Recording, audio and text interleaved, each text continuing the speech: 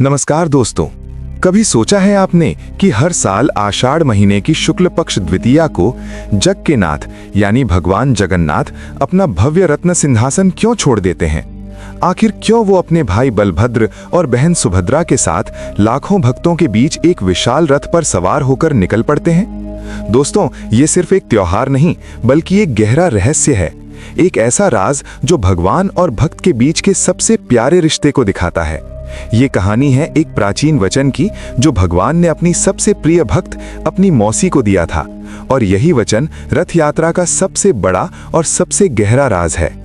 आज हम इस शानदार यात्रा के हर पल को महसूस करेंगे, हर रस्म के पीछे छिपे मतलब को जानेंगे और उस सबसे बड़े रहस्य से पर्दा उठाएंगे जो इस यात्रा को इतना खास बनाता है। तो अंत तक हमारे साथ बने रहिएगा, क्योंकि ये कहानी आपके दिल को छू जाएगी और शायद भगवान के लिए आपके नजरिए को हमेशा के लिए बदल देगी। हर साल भगवान जगन्नाथ अपना आलीशान सिंहासन छोड़ एक रहस्यमयी यात्रा पर निकल पड़ते हैं। वो बीमार होते हैं, अकेले रहते हैं और फिर अपने भाई बहन के साथ रथ पर सवार होकर कहीं चले जाते हैं। पर क्यों? एक सर्वशक्तिमान ईश्वर जिनके सोचने भर से ये दुनिया चलती है, उन्हें इंसानों जैसी लीला करने की क्या जरूरत है? ये सब होता है एक पुराने वचन के कारण जो उन्होंने अपनी मौसी को दिया था, और यही वचन रथ यात्रा का सबसे बड़ा और सबसे गहरा राज है। हमारी कहानी यात्रा शुरू होने से भी पहले ज्येष्ठ महीने की पूर्णिमा को शुरू होती है।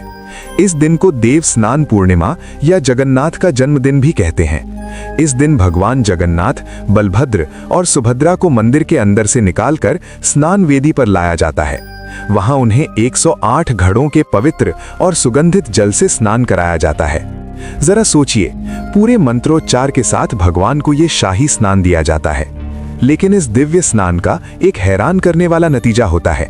माना जाता है कि इतना ज्यादा नहाने की वजह से भगवान बीमार पड़ जाते हैं, उन्हें तेज बुखार आ जाता है। सुनकर अजीब लगता है ना, कि भला भगवान कैसे बीमार पड़ सकते हैं? लेकिन यहीं से जगन्नाथ की लीलाओं का असली मतलब समझ आना शुरू होता है। वो भगवान होकर भी भक्तों से एक इंसानी रिश्ता जोड़ते हैं। इस बीमारी की वजह से भगवान अगले 15 दिनों के लिए एकांतवास में चले जाते हैं। इस समय को अनसर या अणसर कहा जाता है। इन 15 दिनों के लिए मंदिर के मुख्य दरवाजे भक्तों के लिए बंद कर दिए जाते हैं। भगवान किसी को दर्शन नहीं देते। जैसे कोई बीमार इंसान आराम करता है, ठीक वैसे ही भगवान जगन्नाथ भी पूरी तरह आराम करते हैं। इस दौरान उन्हें अनाज का भोग नहीं लगाया जाता। उन्हें सिर्फ जड़ी बूटियों का काढ़ा, फलों का रस और हल्का खाना दिया जाता है, जिसे अनसर भोग कहते हैं। उनकी सेवा के लिए खास सेवक होते हैं जिन्हें दैतापति कहा जाता है। ये दैतापति, जिन्हें भगवान का वंशज माना जाता है, पूरी श्रद्धा और गुप्त तरीके से भगवान की सेवा करते हैं, ठीक वैसे ही जैसे कोई अपने घर में किसी बीमार की देखभाल करता है। ये अनसर काल एक गहरा आध्यात्मिक संदेश देता है। ये हमें सिखाता है कि जब हम दुनिया की चीजों में बहुत ज्यादा डूब जाते हैं, जैसे भगवान ने 108 घड़ों से स्नान किया, तो हमें भी एक तरह का आध्यात्मिक बुखार चढ़ता है। तब हमें भी अकेले में बैठकर खुद के अंदर झांकने और एक सादा जीवन अपनाने की जरूरत होती है, ताकि हम फिर से स्वस्थ और ऊर्जा से भरपूर हो सकें। भगवान की ये लीला असल में हमारी जिंदगी के लिए एक गाइड की तरह है। ये भक्तों के मन में भगवान के दर्शन के लिए एक तड़प पैदा करता है। 15 दिनों की इस जुदाई के बाद जब भगवान ठीक होकर बाहर आते हैं, तो भक्तों का जोश और प्यार देखने लायक होता है। अब सवाल ये उठता है कि भगवान जगन्नाथ का ये अनोखा रूप क्यों है? उनकी बड़ी बड़ी आंखें और हाथ पैर जो पूरे नहीं बने हैं, इसके पीछे एक कमाल की और रहस्यमयी कहानी है जो हमें सतयुग में ले जाती है। ये कहानी है मालवा के राजा इंद्रद्युम्न की, जो भगवान विष्णु के बहुत बड़े भक्त थे। उनकी दिली इच्छा थी कि वो धरती पर भगवान के असली रूप के दर्शन करें। एक रात उन्हें सपने में भगवान ने दर्शन दिए और कहा कि वो पुरी के समुद्र तट पर जाएं। वहां उन्हें लकड़ी का एक बड़ा लट्ठा मिलेगा, उसी से वो उनकी मूर्ति बनवाएं। राजा अपनी सेना के साथ पुरी पहुंचे और उन्हें समुद्र में तैरता हुआ वो विशाल और चमत्कारी लट्ठा मिल गया। उन्होंने उसे किनारे लाने की बहुत कोशिश की, पर वो अपनी जगह से हिला भी नहीं। राजा निराश हो गए। तब उन्हें फिर सपने में आदेश मिला कि शबर कबीले के मुखिया विश्ववसु, जो छिपकर भगवान नील माधव की पूजा करते थे, सिर्फ वही उनकी मदद कर सकते हैं। राजा ने विश्ववसु को ढूंढा और मदद मांगी। दोनों की भक्ति से खुश होकर वो दिव्य लकड़ी किनारे पर आ गई। अब चुनौती थी इस लकड़ी से मूर्ति बनाने की। राजा ने देश के सबसे बेहतरीन कारीगरों को बुलाया, लेकिन जैसे ही कोई उस लकड़ी पर अपनी छेनी रखता, उसकी छेनी टूट जाती। राजा और परेशान हो गए।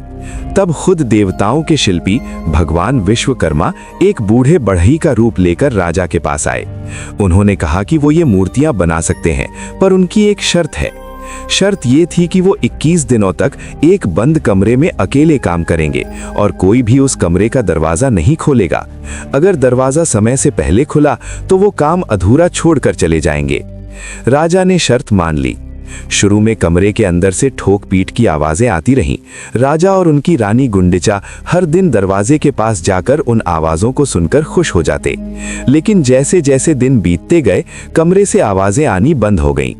कई दिन बीत गए पर कोई आहट नहीं हुई। रानी गुंडिचा को चिंता होने लगी। उन्हें लगा कि कहीं उस बूढ़े कारीगर को कुछ हो तो नहीं गया। उन्होंने राजा से दरवाजा खोलने की जिद की। राजा अपने वचन से बंधे थे, लेकिन रानी की जिद और अपनी चिंता की वजह से उन्होंने 21 दिन पूरे होने से 3 दिन पहले ही दरवाजा खुलवा दिया। जैसे ही दरवाजा खुला, सब हैरान रह गए। अंदर वो बूढ़ा कारीगर नहीं था, वो गायब हो चुका था और सामने रखी थीं 3 अधूरी मूर्तियां, भगवान जगन्नाथ, बलभद्र और सुभद्रा की, जिनके हाथ और पैर अभी पूरी तरह से नहीं बने थे। राजा इंद्रद्युम्न को अपनी जल्दबाजी पर बहुत पछतावा हुआ। वो रोने लगे कि अब वो इन अधूरी मूर्तियों की पूजा कैसे करेंगे। तभी एक आकाशवाणी हुई, हे राजन, दुखी मत हो, ये सब हमारी इच्छा से ही हुआ है। हम इसी रूप में इस धरती पर रहना चाहते हैं। हमारा ये रूप भक्तों के लिए प्यार और दया का प्रतीक है। हमारी बड़ी बड़ी आंखें दिखाती हैं कि हम हर भक्त पर नजर रखते हैं, लेकिन हमारे हाथ इसलिए नहीं हैं ताकि हम सिर्फ देने वाले ना बने, बल्कि भक्तों से उनकी प्यार भरी सेवा भी ले सकें।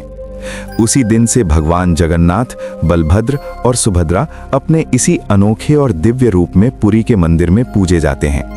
ये अधूरापन असल में भगवान की पूर्णता का प्रतीक है, जो ये दिखाता है कि भगवान को बाहरी रूप की नहीं, बल्कि भक्त की सच्ची भावना की जरूरत होती है। जब राजा इंद्रद्युम्न ने अधूरी मूर्तियों को देखा तो वो दुखी थे, लेकिन रानी गुंडिचा, जो एक महान भक्त थीं, ने उन अधूरी मूर्तियों में भी भगवान के दिव्य रूप को पहचान लिया।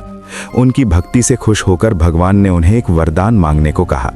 एक कथा के अनुसार रानी गुंडिचा उस जगह पर भगवान के दर्शन पाकर इतनी खुश हुई जहां विश्वकर्मा ने मूर्तियों का निर्माण किया था, कि उन्होंने उस जगह पर एक मंदिर बनाने का अनुरोध किया। यहीं से हमारी कहानी के मुख्य रहस्य की शुरुआत होती है। रानी गुंडिचा की निस्वार्थ भक्ति को देखकर भगवान जगन्नाथ ने उन्हें एक वचन दिया। उन्होंने कहा, हे रानी, तुम्हारी भक्ति से हम बहुत खुश हैं। हम तुम्हें वचन देते हैं कि हम हर साल अपने भव्य मंदिर को छोड़कर इस जगह पर तुमसे मिलने जरूर आएंगे। ये जगह, जो आज गुंडिचा मंदिर के नाम से मशहूर है, भगवान जगन्नाथ का मौसी का घर कहलाती है। ये यात्रा सिर्फ एक नगर भ्रमण नहीं है, बल्कि भगवान का अपनी भक्त मौसी को दिए गए वचन को पूरा करने की एक सालाना तीर्थ यात्रा है। एक और कहानी के अनुसार एक बार देवी सुभद्रा ने अपने भाइयों कृष्ण और बलराम से द्वारिका नगर देखने की इच्छा जताई। अपनी लाडली बहन की इच्छा पूरी करने के लिए दोनों भाई उन्हें एक रथ पर बैठाकर नगर भ्रमण पर निकल पड़े। इस दौरान वे अपनी मौसी के घर भी गए, जहां उनका बहुत प्यार से स्वागत हुआ। रथ यात्रा को उसी प्यार भरे पारिवारिक सैर सपाटे की याद में मनाया जाता है। भले ही कहानियां अलग हों, लेकिन दोनों का सार एक ही है। ये यात्रा पूजा पाठ और शानो शौकत से ज्यादा इंसानी रिश्तों, प्यार और अपनेपन का त्योहार है। भगवान इस यात्रा के जरिए दिखाते हैं कि वे सिर्फ मंदिरों के सिंहासन पर बैठने वाले देवता नहीं हैं, बल्कि वे प्यार और भक्ति के वचन से बंधे हैं और एक साधारण भक्त के घर भी मेहमान बनकर जाते हैं। 15 दिनों के अनसर काल के बाद जब भगवान ठीक होते हैं, तो आषाढ़ शुक्ल द्वितीया के दिन वो ऐतिहासिक पल आता है जिसका लाखों भक्तों को इंतजार रहता है। भगवान अपने भाई और बहन के साथ मंदिर से बाहर आते हैं और अपने अपने रथों पर बैठते हैं। ये नज़ारा अपने आप में अद्भुत होता है। 3 विशाल, खूबसूरत और कला से सजे रथ मंदिर के सिंह द्वार के सामने खड़े होते हैं। इन रथों को हर साल बसंत पंचमी से बनाना शुरू किया जाता है और इन्हें बनाने में किसी भी धातु या कील का इस्तेमाल नहीं होता। ये रथ नीम की पवित्र लकड़ी से बनाए जाते हैं। सबसे आगे भगवान बलभद्र का रथ चलता है, जिसे तालध्वज कहा जाता है। ये 44 फुट ऊंचा होता है और इसमें मुख्य रूप से नीले रंग का इस्तेमाल होता है। बीच में देवी सुभद्रा का रथ होता है, जिसे दर्प दलन कहते हैं। ये 43 फुट ऊंचा होता है और इसे मुख्य रूप से काले रंग से सजाया जाता है, जो शक्ति का प्रतीक है।